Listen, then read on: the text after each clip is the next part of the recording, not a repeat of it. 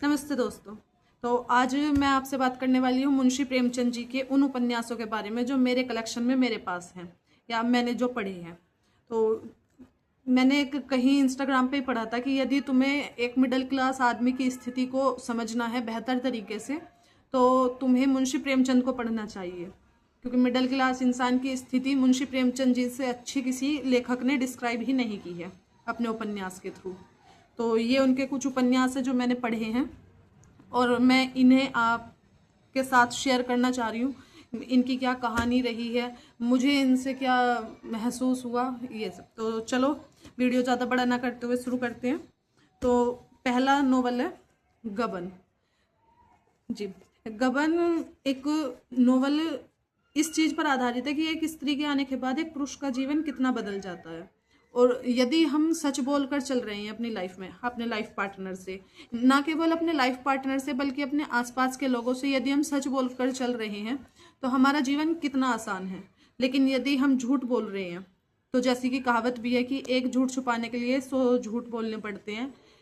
केवल एक झूठ को बनाए रखने के लिए इंसान को झूठ का पहाड़ खड़ा करना पड़ता है। तो ये किताब उस कहावत के लिए बिल्कुल सटीक बैठती है, गबन।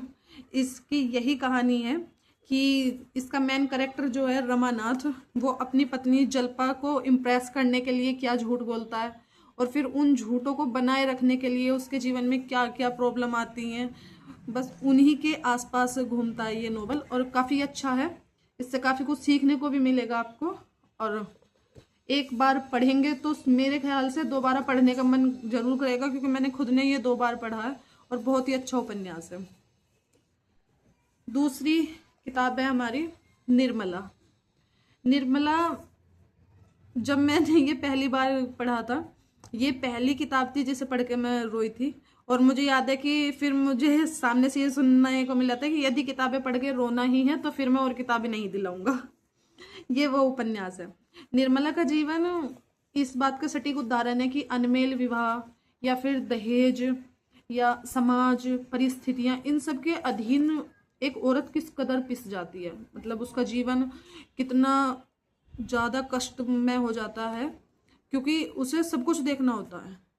सब कुछ समाज में उसके परिवार की, उसके माता पिता की, उसके पति की प्रतिष्ठा का मान रखते रखते एक औरत अपनी खुशी को, अपने आत्मसम्मान को कहीं ना कहीं भूल ही देती है। निर्मला एक ऐसी औरत की कहानी है जिस पर उसके पति ने उसी के बेटे के साथ अनैतिक संबंधों के आरोप लगाए और उन आरोपों के बाद उसका जीवन कैसा रहा, उसके बेटे का क्या रहा, ये सब आपको ये उपन्यास पढ़ने के बाद ही पता चलेगा। तो एक बार जरूर पढ़ें। और इसका अंत मुझे ऐसा लगता है कि आपका दिल भी भर देगा एक बार के लिए। बहुत ही अच्छा और छोटा उपन्यास है, इतना बड़ा भी नहीं है, लेकिन बहुत अच्छा उपन्यास है।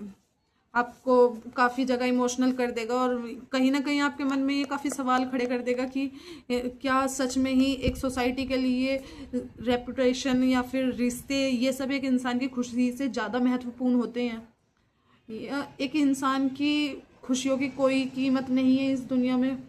या फिर एक औरत जिसको कहने के लिए उसके माता पिता हैं, उसका पति है, लेकिन जब उसके साथ गलत हो रहा होता है तो उस टाइम पर कौन होता है उसके साथ? उस टाइम कोई नहीं होता, वो सिर्फ अकेली होती है। ये सब विचार आपके मन में इस नोवेल को पढ़ने के बाद जरूर आएंगे। इसके बाद है वरदान। वरदान एक ऐसा उपन्यास है कि आप इस तरह से देखिए कि आप किसी चीज को सच्चे दिल से चाह रहे हैं कि बस भगवान हमें ये दिला दे दे दे दे दे, और उसके बाद हमें वो चीज मिल जाए और फिर हमें उसका त्याग करना पड़ जाए। काफी कठिन है, लेकिन इस कठिन दर्द को शब्दों में पिरोकर लिखना केवल मुंशी प्रेमचंद जी ही कर सकते हैं।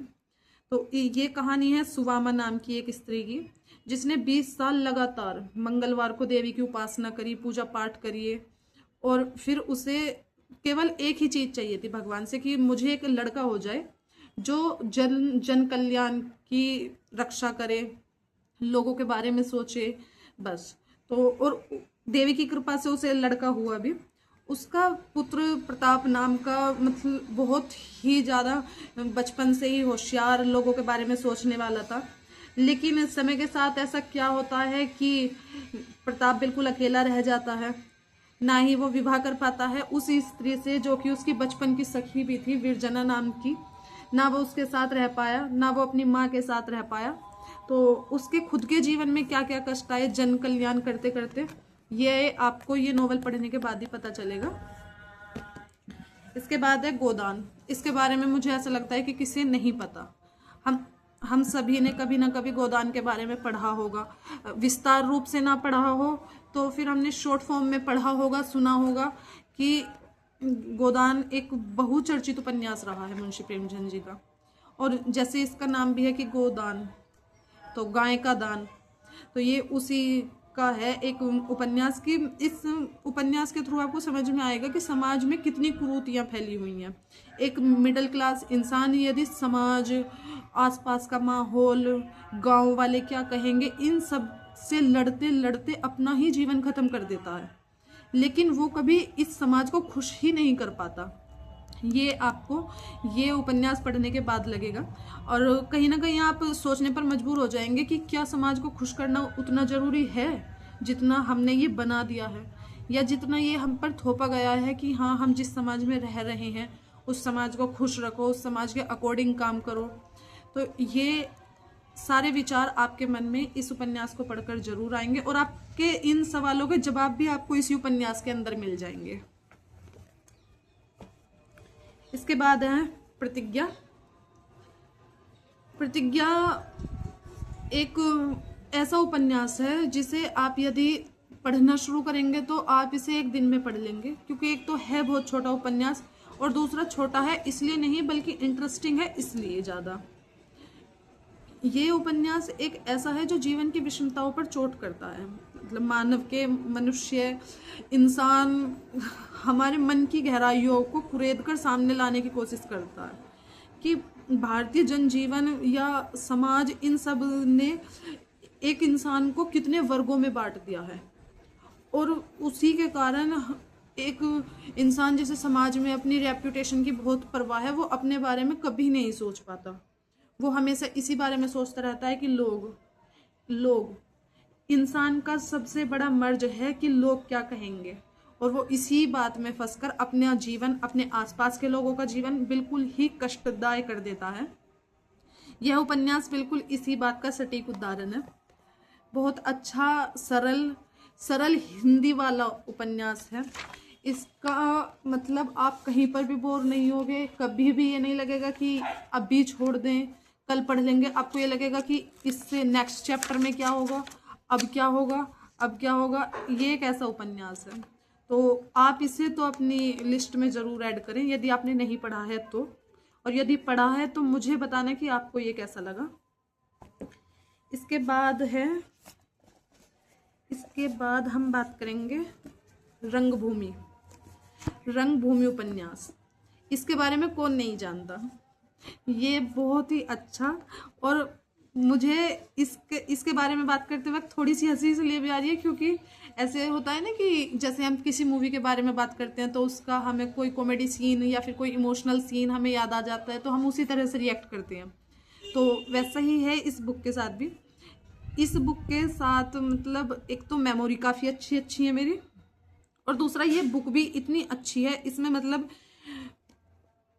नौकरशाही, पूंजीवाद, जनसंघर्ष का तांडव, सत्य, निष्ठा, ईमानदारी, ग्रामीण जीवन, स्त्री की दुर्दशा, ये सब कुछ है इसमें। इस एक किताब में ये सब कुछ देखने को मिल जाएगा। मतलब आप इसे पढ़ेंगे ना, आपको ऐसा लगेगा कि आप एक फुल टाइम मूवी देख रहे हो जिसमें सब कुछ है, और बीच बीच में ये आपको इतना हंसाएगी कि आप सोचोगे कि इस बार क्या सोच के लिखा है प्रेमचंद जी ने।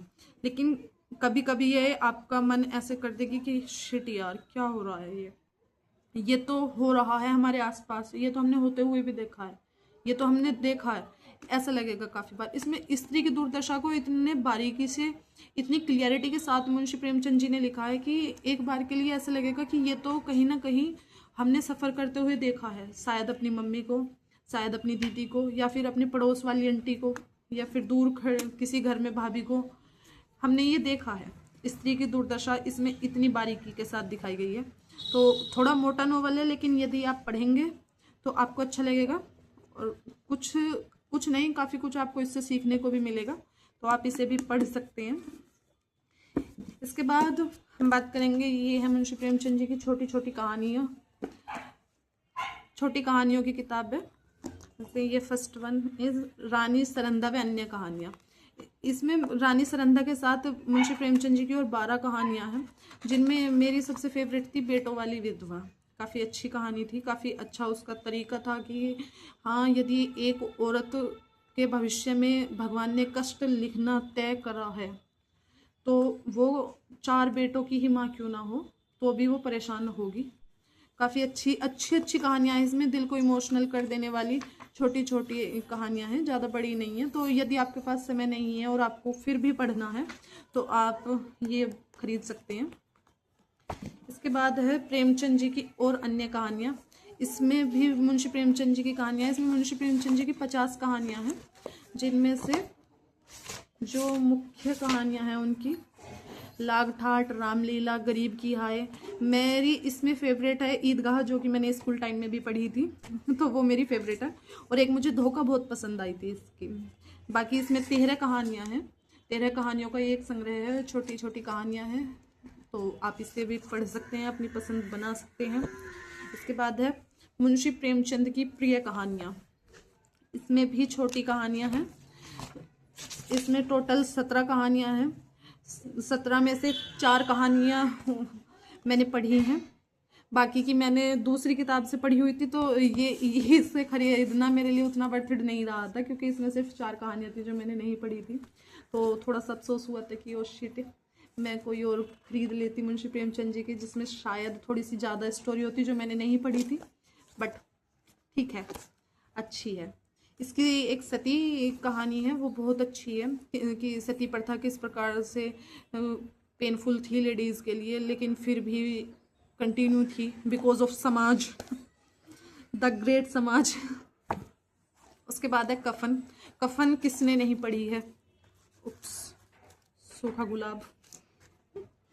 तो कफन किसने नहीं पढ़ी है? सभी ने कफन पढ़ी है। सभी को कफन के दोनों कैरेक्टर, मुझे लगता है कि उन बाप बेटा पर जितना गुस्सा मुझे आया था पढ़ते वक्त उतना ही सभी को आया होगा। और बाकी भी इसमें 13 कुछ कहानियां हैं। पंच परमेश्वर है, और एक गिल्ली डंडा है, लाग ठाट है, बूढ़ी काकी, हार की जीत, नागों की पूजा, मंत्र, कप्तान साहब, ये ही सब कहानियां हैं इसमें, और काफ़ी अच्छी कहानियां हैं छोटी छोटी। तो यदि आपके पास समय नहीं है और आपको पढ़ना पसंद है तो आप मुंशी प्रेमचंद जी की ये 4 किताबें खरीद सकते हैं, जो कि आप समय की कमी के कारण पढ़ें, और ज़रूर पढ़ें, क्योंकि किताबें ज़रूर पढ़नी चाहिए। अब लोगों ने पढ़ना बंद कर दिया है, केवल स्क्रॉल करना शुरू कर दिया है। तो आपने मुंशी प्रेमचंद जी की इन किताबों में से कौन सी किताबें पढ़ी हैं, और आपकी फेवरेट कौन सी है, और आप मुझे मुंशी प्रेमचंद जी की कौन सी बुक सजेस्ट करना चाहोगे जो मुझे पढ़नी चाहिए, वो आप मुझे कमेंट में करके बताना। और अगली वीडियो आप मेरे कलेक्शन की मेरी फेवरेट बुक का चाहते हो या फिर किस ऑथर के बारे में चाहते हो, ये भी मुझे कमेंट कर बताना। तब तक के लिए बाय, धन्यवाद, थैंक्स फॉर वॉचिंग। सब्सक्राइब कर लिया, वो तो कर देती।